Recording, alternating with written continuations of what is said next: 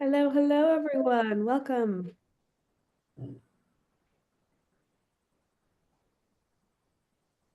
Perfect. All right. Welcome, everyone, to our webinar today. And we're just booting up here. Sorry about the delay there, but we're really excited to be having this conversation today with all of our amazing panelists and guests. I will just jump into a really quick introduction of who AI for M is and welcome our panelists and then kick off the conversation. So today we are joined by experts across, manufacturing and technology to discuss AI-driven quality assurance and workplace safety. If you're not familiar with AI for Manufacturing Canada, hello, I'm Nicole Rathie. I run AI for Manufacturing Canada. We are an organization that connects technology experts with manufacturers across Canada to accelerate the technology awareness and adoption, specifically of AI technology within Canadian advanced manufacturing ecosystems. So I'm really excited to welcome you all today to this session, and I will pass the floor off to Mehdi for an introduction. Good. Thank you very much, everyone, for your time today. I'm Mehdi Sanjari, CEO and co-founder of AI Innovate.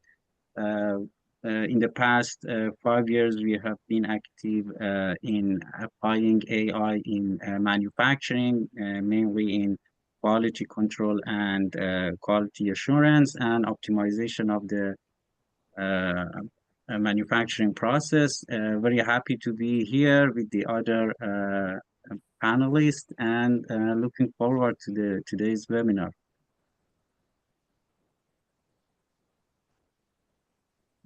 So thank you. I'm Faridun Diba, and I'm the lead research scientist at Fleming College Center for Applied Machine Intelligence and Integration Technologies. I'm Sherry Hill. I'm the CFO for Peterborough Mapboards. Hey everyone, my name is Prito Pancho, president and co-founder of Oligomaster, where we drive to make innovation come to life.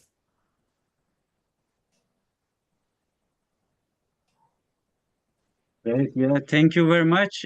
So to start off the webinar, as you know, today in the critical war that we have with all happening in the world, especially like tariff war in Canada, there is a driving force for transformation. And then what today's industry really needs on our belief is to stay competitive. So especially for Canadian manufacturer and because of that, the industry are embarrassing and should embarrassing digital transformation to boost the productivity, reduce cost, and deliver consistent quality.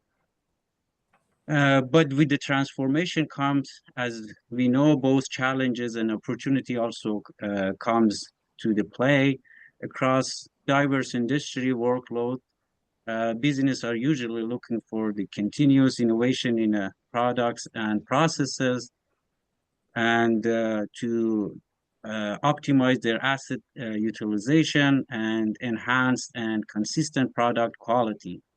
And in combined with that, to lower the operational cost, improve work safety, resilience, supply chain management, and smarter products and system that enable them to generate new revenue streams. In our today's webinar, we are basically focused on the quality management and a bit of work safety to see the new opportunities comes with the AI, which is a very buzzword these days, and we need to see what's going and what opportunity for AI in manufacturing and quality control can bring. So the core opportunity we have in front of us when it comes to the quality control in manufacturing, whether we are looking about polymer industry or a metal industry or even agriculture, quality control still in these days remains a pain point because of the manual inspection that is still in a common approach in the many facilities. For the manual inspection, as we know, it requires a skilled labor and it's time consuming and often suffers from fatigue and inconsistency uh, because of the human errors. And there is another challenge that came to play is the traceability issues. In many cases, if the defects is discovered, it's very hard to find out what's the cause of that. And another big challenges these days uh, is the small and medium-sized companies are doesn't have the big R&D budget to spend on this. So usually they are looking for the lean and efficient solutions that solve a specific problem without overloading their entire infrastructure. And also, most of the times, manufacturing are very busy with the day-to-day operation they often lost the tunnel vision and what's out there, and then what can help them for this productivity and cost saving. And because of that, the AI and an AI solution these days can come to play. An AI-driven visual inspection tools can analyze products in a real time with a high precision, detecting very small defects or challenging defects or irregularities that a human eye might miss during the production. Also, the predictive analysis can help manufacturer uh, to identify those problems before even if it's happening. And this can reduce the cost and waste and downtime and also prevent the costly recalls that sometimes happening because of that. Also, like scalability of the products that is incorporating into this sector, the quality control is a very challenging issues, and with the recent advancement in the AI tools, lightweight and modular solution make them very suitable for the smaller shops and pilot lines. Next slide. Okay, so Go ahead, Chris. thank you. So now, as you all heard, and we are living in the time that AI, as Mehdi mentioned, is a buzzword, and it's being considered to be implemented in variety of applications, industries, and use cases. We just want to see why this is now a good time to implement and get advantage of these new technologies and power of AI in the production, in manufacturing, and quality control. So there are a couple of different things that enable this large adoptions in the past 2 years and in the near future that is being discussed all over. So the main one is the new deep learning models and a more advanced and powerful deep learning models like the CNN convolutional neural networks and transformers that are being adopted for specifically the image detections and machine vision applications. So these newer models that are more efficient to be trained and more accurate to detect anomalies are making the systems are more powerful and easier to adopt. In addition, the improvements and new technology advancements in edge AI processing is another enabler. So edge AI means we'll do the processing on the edge of the internet rather than doing all over the cloud and using larger cloud-based systems processing. So now we do have processors and GPUs that are small, power sufficient, and can do strong and complex processes performed and detect the anomalies and running the machine learning algorithms on very small scale at the edge of the internet. So adoptions of those edge AI processing units and use of those in the application that are requiring the machine learning and visual inspections through machine vision are really powerful and really enabler of larger adoptions of AI in quality control. So now with getting the utilizing these two, we can now do anomaly detections much easier, and we can define the models that used to define to the quality control much easier and powerful. However, there is still there are still needs for doing the labeling the data, defining the type of the defects that will be changing industry to industry, product to product, or even different environment can affect that. There are much powerful attention mapping tools that are being developed and under development that helps defining those anomalies easier and scoring the anomalies much intuitive and easier for the operators, for the integrators that help to adopt this process of machine vision easier and also cost effective. In addition to that, there are tools available and under development or can be customized that you can do the whole process of the training your models without need of doing any hard coding. So through visual UIs and user interfaces, your operators would be able to define the type of anomalies on the product, do the attention mapping, and train a model without having a real programming skills. And all in all, with the synthetic data and self-supervised learning, these powerful tools coming together and makes adoptions of the AI quality control systems and machine vision-based quality control systems much more effective and easier in the current technology advancement level. So adoption of this AI-powered quality control bring multiple advantages to the production and manufacturing industry. They will improve the product reliability, as many of us in the industry and in the manufacturing industry know the quality control is always a costly process in the production and manufacturing. So companies are having costs share about 10 to 40%, depends on the type of the maturity of the company or the type of product for spending on just the quality control. Adoption of AI-powered quality control can reduce this cost very significantly, and as a result, reduce the cost of poor quality. The cost of poor quality, or COPQ, is usually something between 10 to 30%.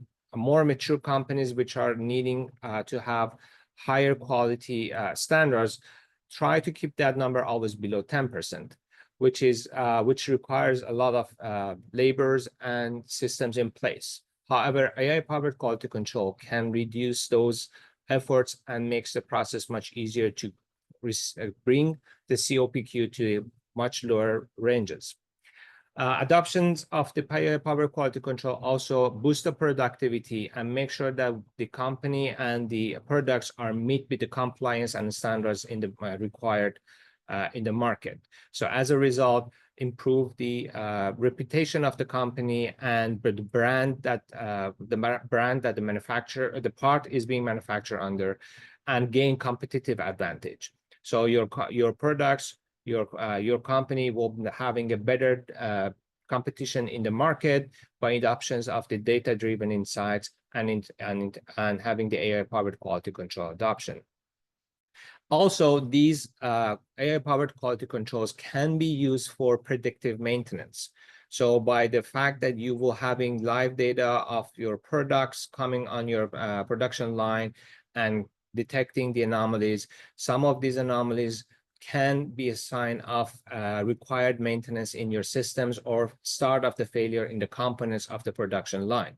So these AI-powered quality control can be trained to detect these and help the maintenance team to perform predictive maintenance and prevent downtimes on the production line. So how are we going to better implement these AI-driven quality control systems? So based on the experience of the couple of examples we have done and in the field and working with the different manufacturers and different industries, we found that having a focus on a specific use case would be the best approach to start with. So that means targeting a specific piece of the production process. So quality control on a certain stage, not necessarily throughout the whole production line.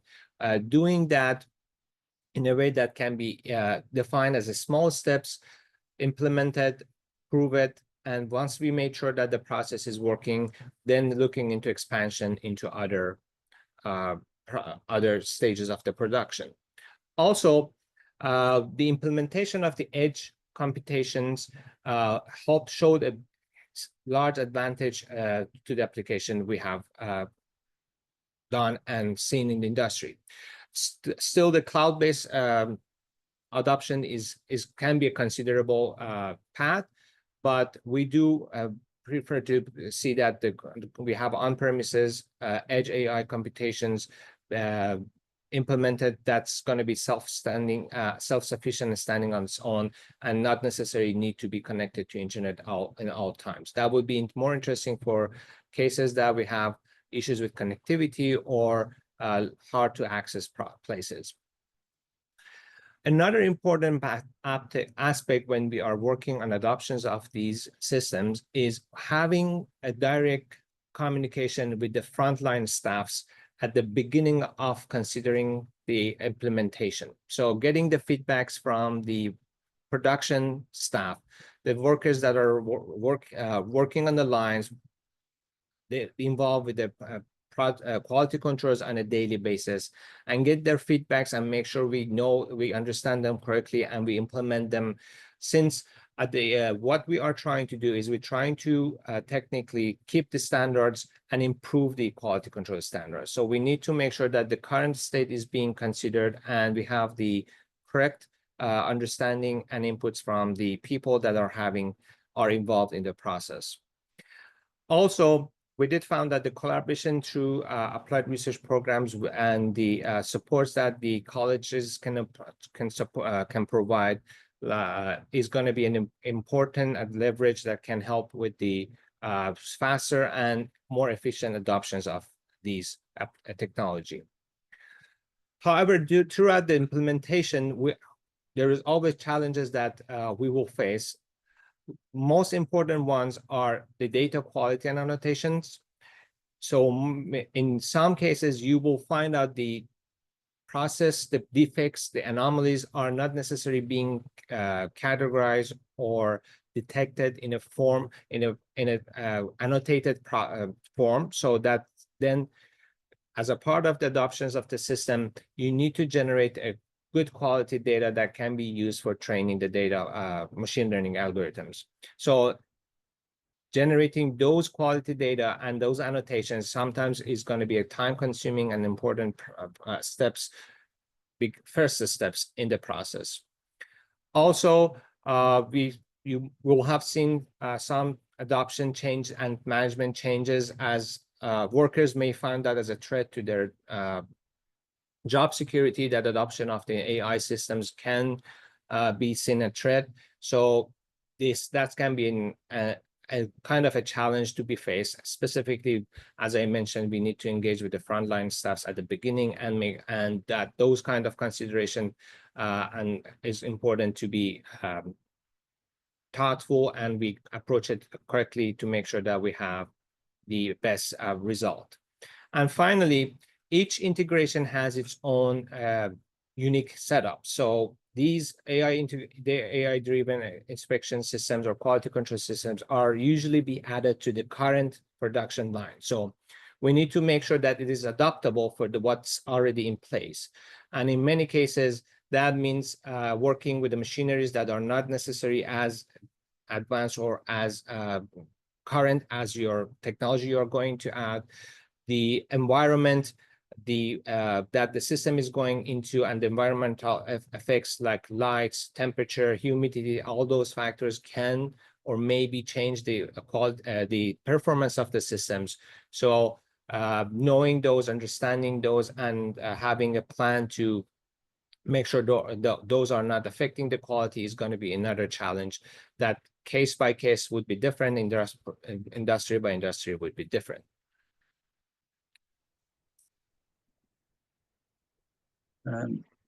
Thank you, Freydon. So, as Freydon mentioned, we already was able to install and then work with some industry to implement the quality control vision-based system on some manufacturing line. The common product unit that we have worked and installed so far is consisting these four modules. It can be changed from one line to another line, but basically this is what is routinely has been installed or can be implemented to every line. So there is a data acquisition unit.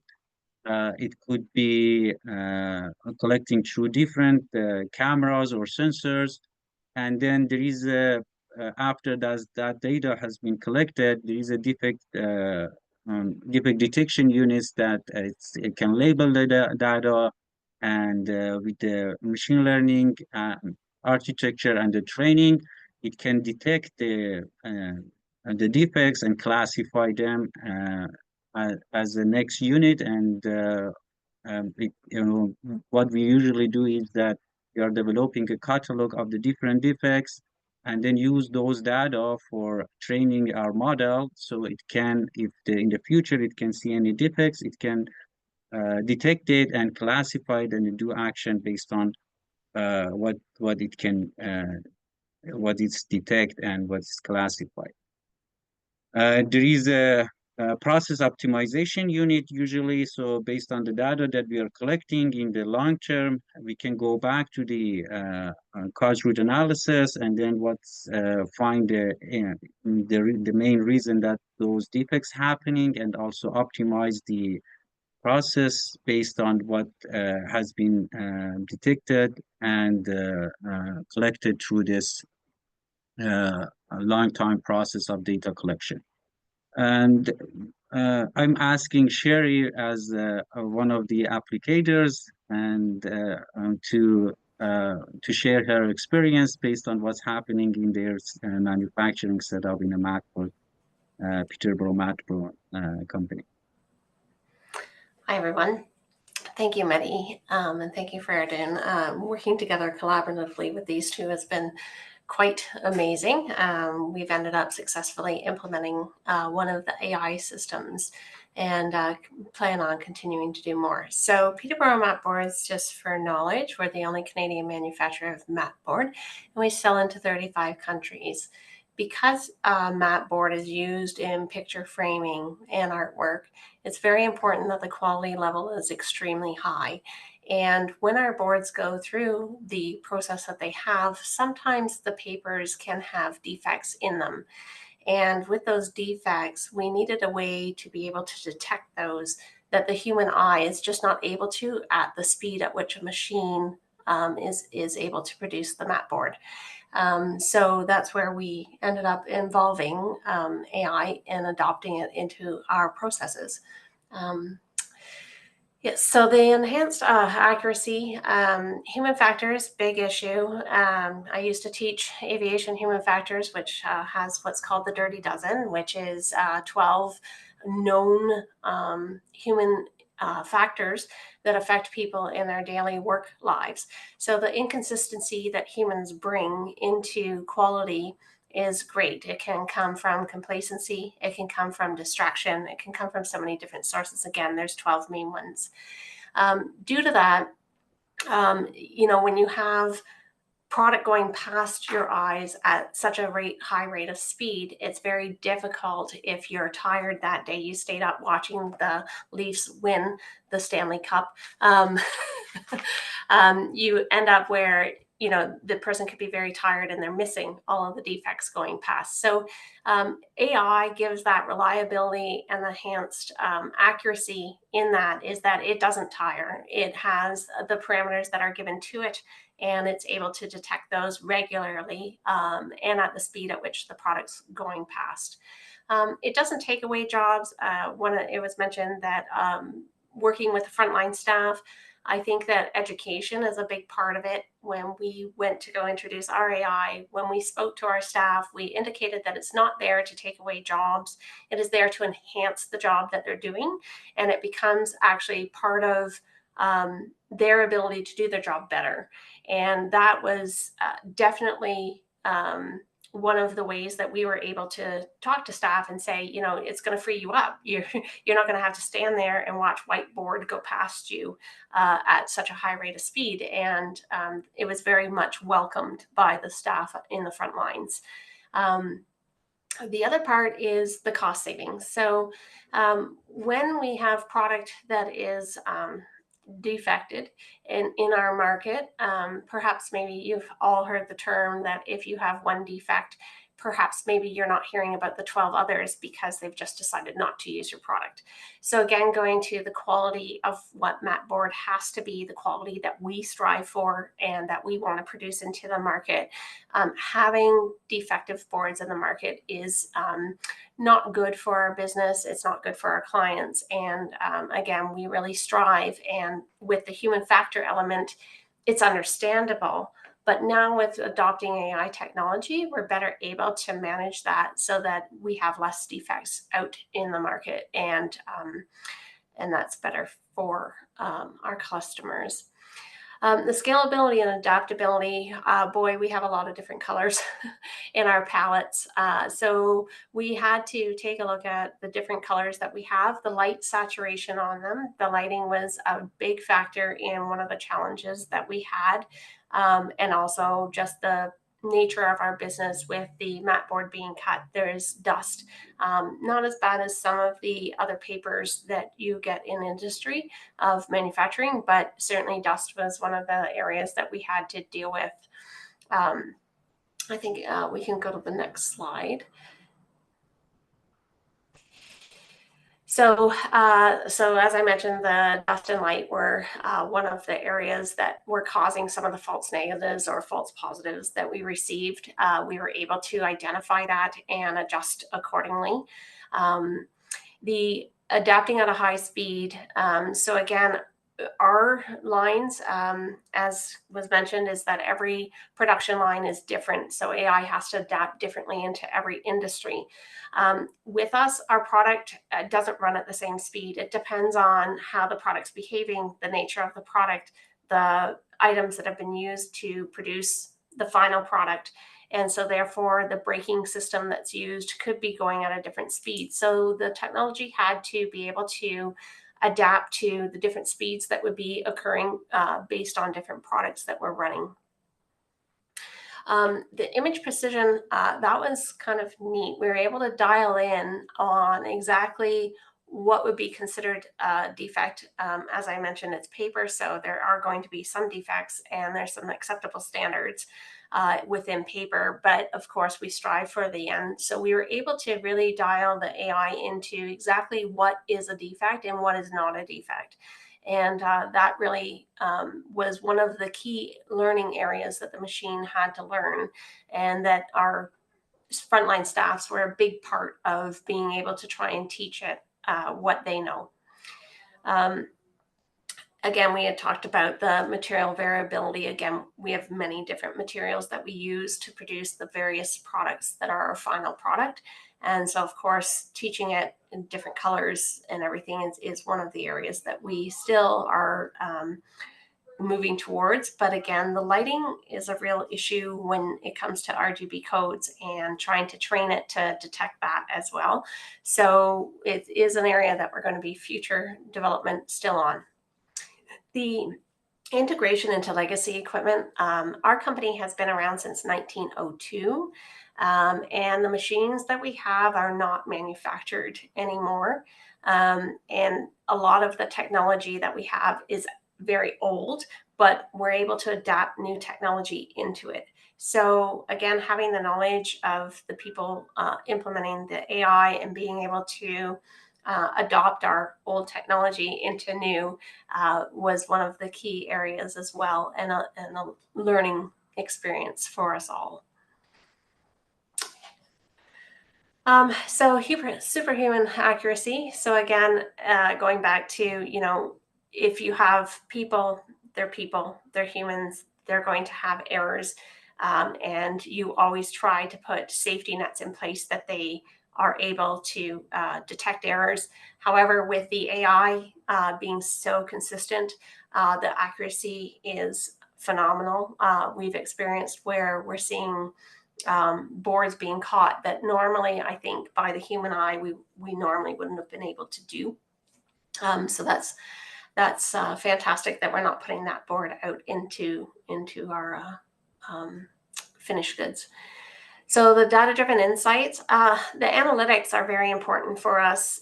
If we have a particular paper that's causing a lot of grief, before it was having to track that knowledge of, how many defects did that run produce over however many years. And it could be that the paper we get, it could be in our possession for 4 years based on how much quantity we have to buy. So trying to keep data like that at your fingertips is very tough to do. So the AI is able to, over time, tell us, okay, so your high defect rate is on this paper.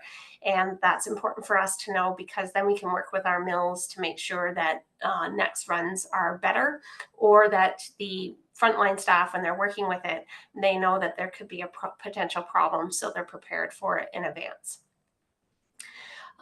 Going back to the measurements, we're looking at, again, kind of future expansion of the line of being able to detect the measurements at a rate of speed is the difficulty there, but really trying to hone in on being able to measure all sides of the board so that a human doesn't have to pull one off every 20 boards and do the quality assurance that we're having to do, again, allowing them to do more of the work that we need them to be doing rather than what AI could do for it.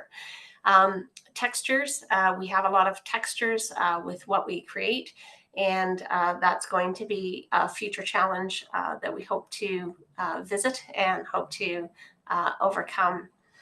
And then again, more analytics, just product analytics, always refining and asking AI to give you what you need in order to make better decisions for the company. And the underside detection, which will prove to be a bit of a challenge. I think the underside, because it's running on belts, might be a little bit more difficult, especially with the defects that we're asking it to detect. But I believe that we'll be able to pull that off, and hopefully in a year's time, we'll successfully see that done. So thank you. Great, thanks, Sherry. Thanks, everyone. Just to explain a little bit on Oligomaster and how we kind of build into what we're doing with AI. So Oligomaster is a sustainably centered design company where we're looking at really lowering the cost of innovation and time to market. So over the years, we've built this decentralized lab network, and as you see Faradun here working very closely with Mehdi, it's the same idea and approach, working with universities and colleges to really promote the lab to market transition for a lot of technologies, especially on the AI front, when we're looking at new types of innovation, whether it's incremental, disruptive, breakthrough, or game changer. And this is how we see as sustainable development really being a push for the industry. You can go to the next slide.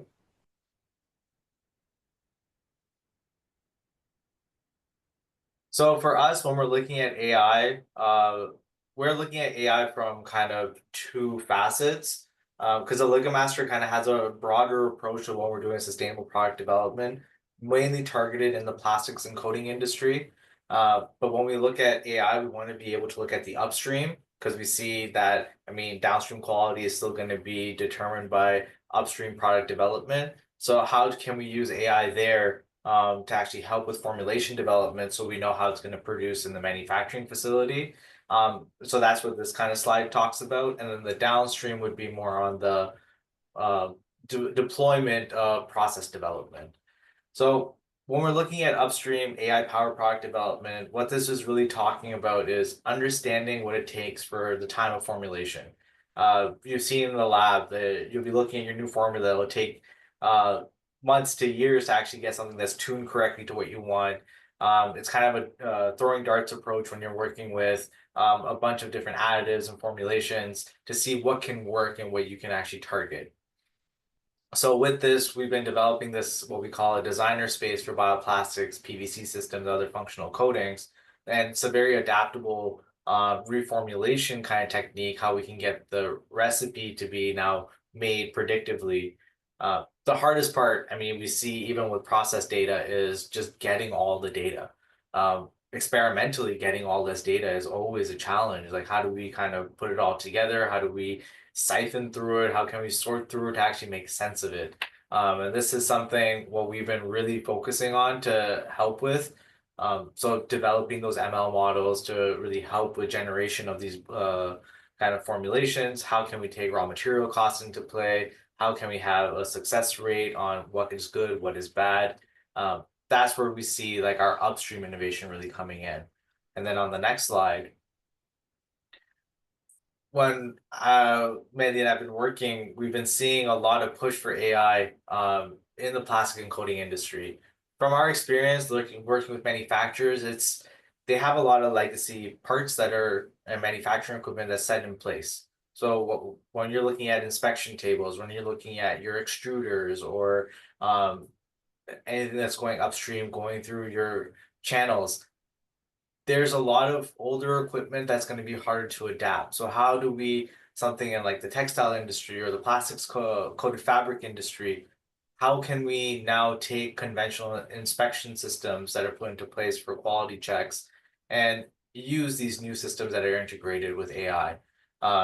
This is where the new knowledge base is going to really help. And especially with you have universities and students really focusing on bringing these new technologies to life. Now can we have this transition come fully? So we're working with a lot of clientele in Canada to help characterize a production line. So like you'll see there on the top is a conventional inspection. You would have manual workers looking at the material, trying to find all the defects. And these defects can be as smaller than a hair, but it still counts for your end product. But it can also be as large as a blotch of like a paint stain or a coating stain that might come up on your material. So this, like as Sherry was saying, this transition to adoption is going to be really important, making everyone aware that AI is being used to actually enhance your product development and your process in general. It's kind of like when the calculator came out. People were seeing that the calculator was really important, but they were scared that, oh, we're going to lose a lot of these employees that that were there doing the work. It's kind of the same idea with AI. We're not going to be losing employees. We're actually going to get them further educated, get production levels up, and decrease the scrap. From a sustainable product development company, scrap is such a big part of this that we want to be able to make manufacturing efficient, make it have higher throughput, and making sure that we're able to get that fully off the ground. And with AI, we're expected to have better non-human intervention because we want to minimize that as much as possible, especially on critical parts. Working in construction and automotive, there's a lot of critical eye parts that you need to be checking, inspecting, making sure there's a good balance of the product coming out of the production line. So if we're able to now minimize that, but actually enhance the workers now throughput that they're able to see that technology can help them, that's a huge added bonus right there. And statistically making something that's able to help as more data gets collected is another solid approach that we want to be able to bring for defect formation. So on the next slide, this is where the downstream deployment really helps with computer vision and manufacturing.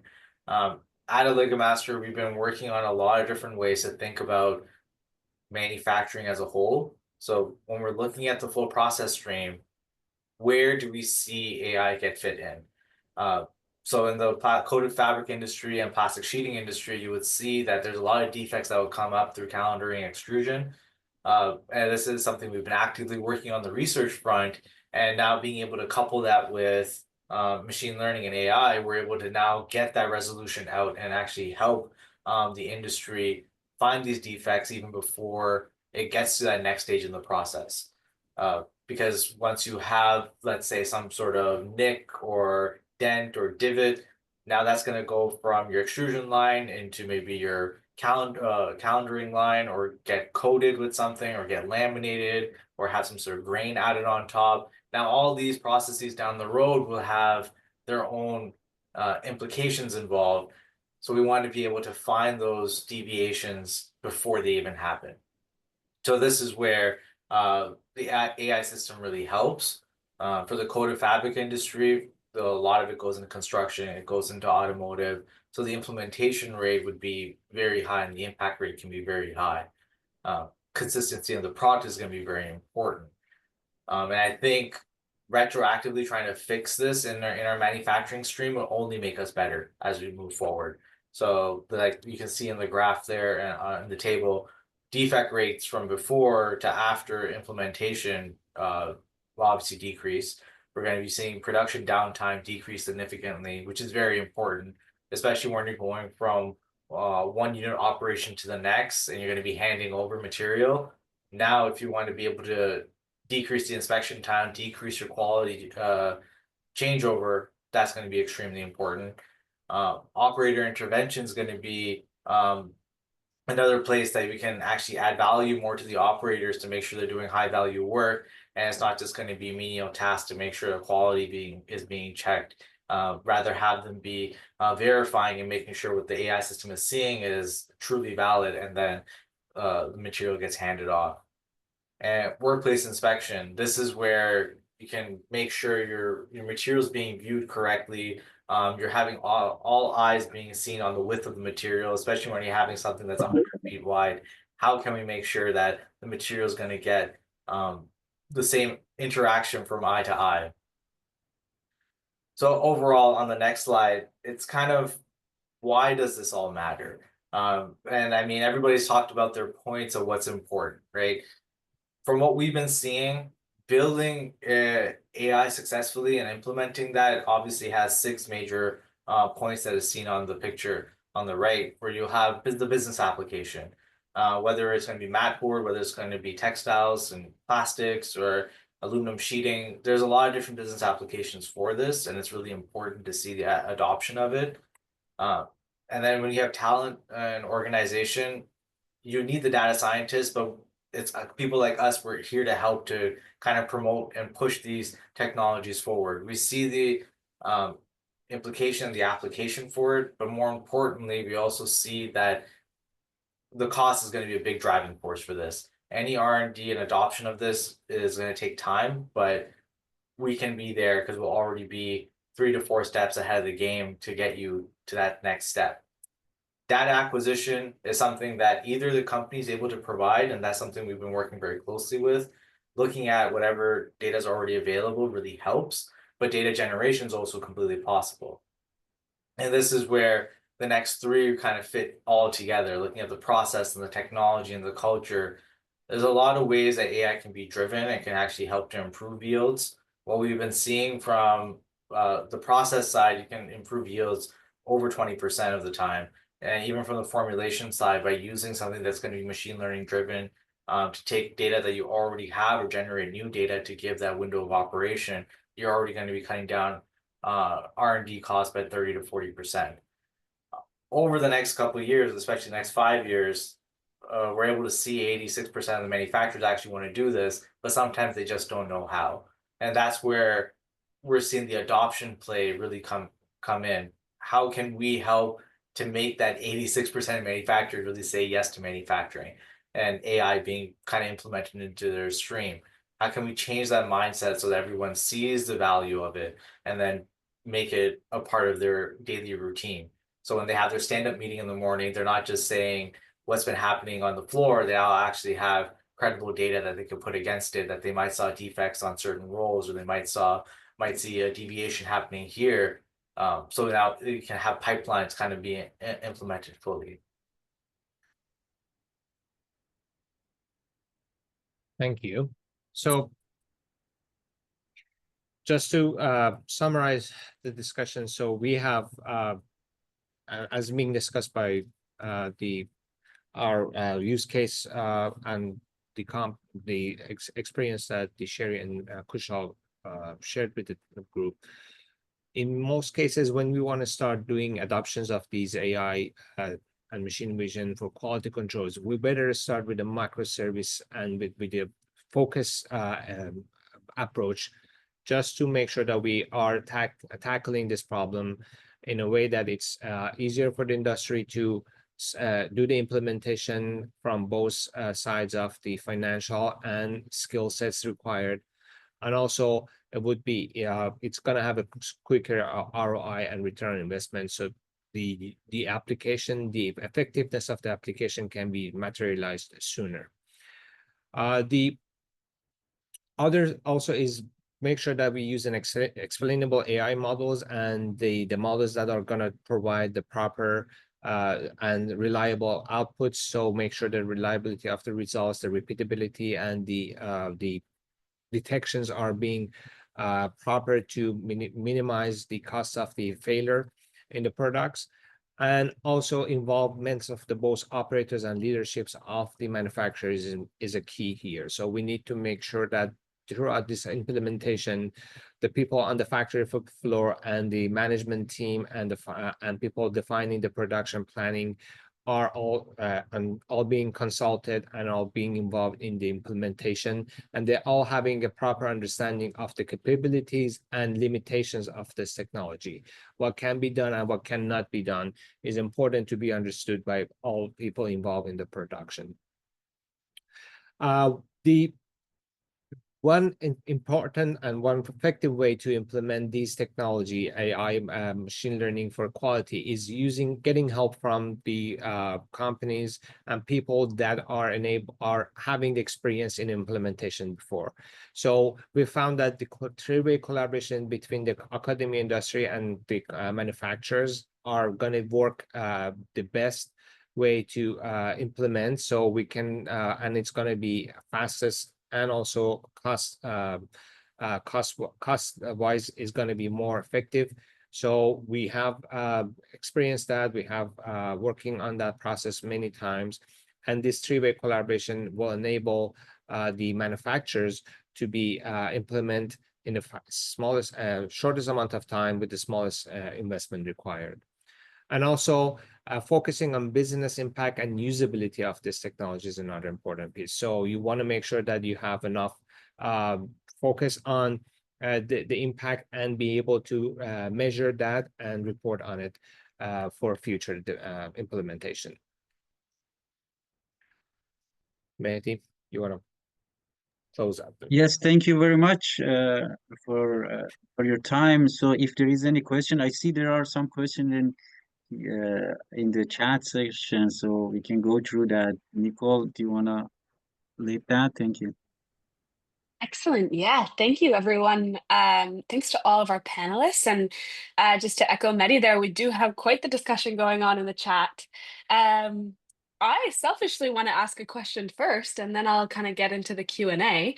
But Sherry, more for you and your AI adoption. I know we have a lot of conversations here at AI4M and within the ecosystem about that change management within shop floor workers and how they're see AI as a threat to their jobs.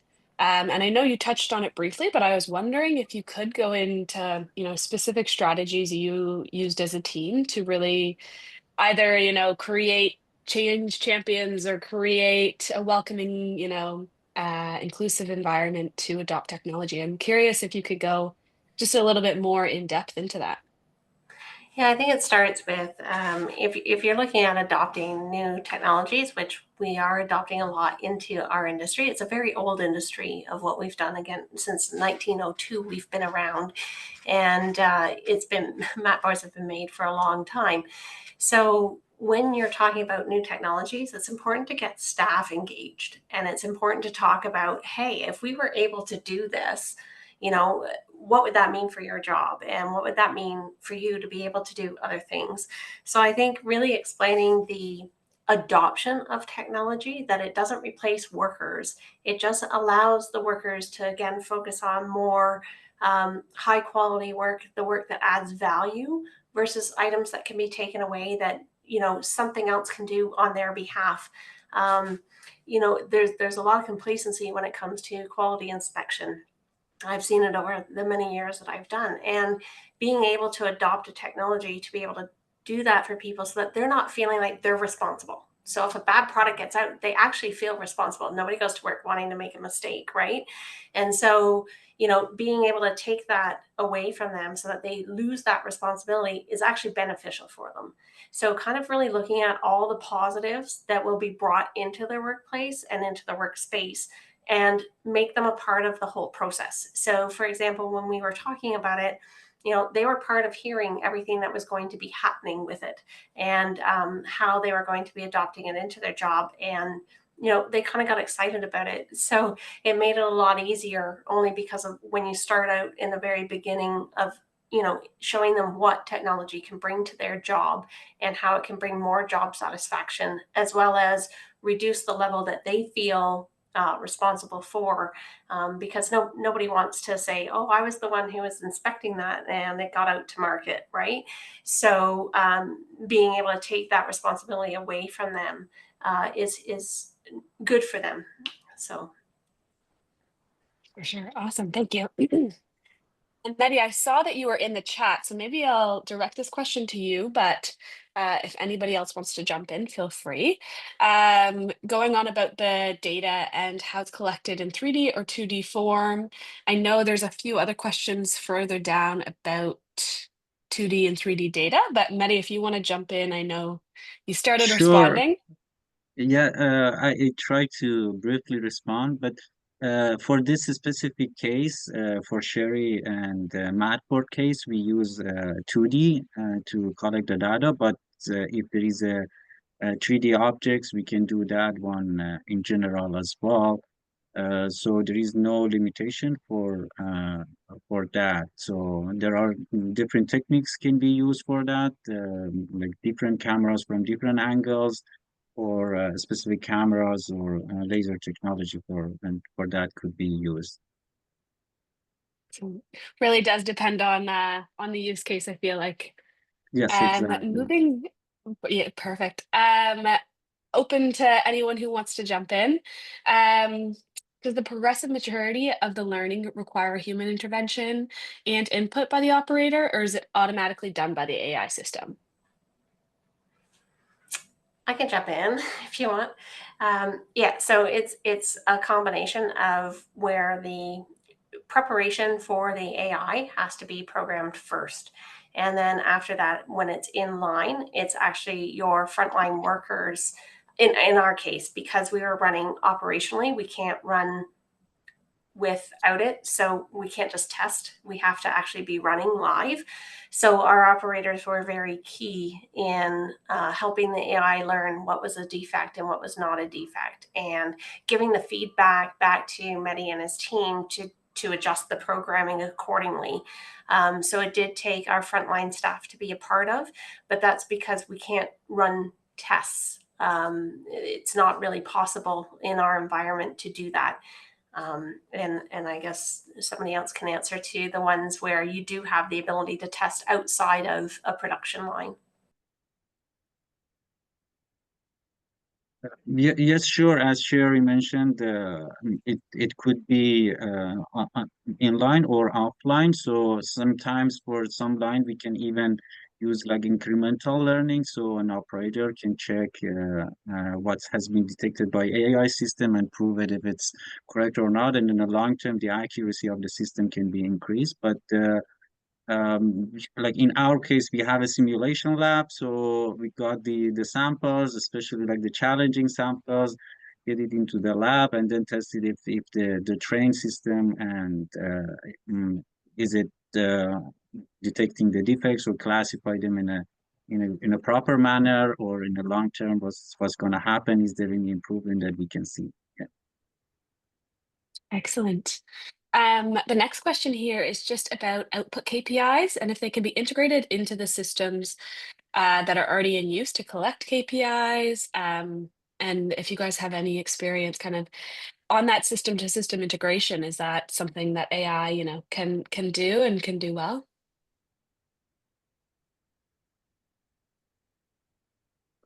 Yes, in long term, Freydun and Kushal, if you have also any comments on that, would be great. So, as I mentioned, in the long term, we have collecting a lot of data. So, the downtime, how much is the downtime, and then what could be the reason for the defects is forming during that, so we can get back to that and then analyze those data and then finding trends like from supply chain or what type of material has been used, the environmental condition, the humidity, the temperature, or the process parameters. All those uh, could be going to a like probably another even like machine learning platform to find all those root cause analysis in this case. I think in polymer and textile industry that could be even more. That's what we are working with the OligoMaster and Kushal's team to find out those trends in the process and Exactly. manufacturing process. Yeah, because like the implementation and the integration process is what's key.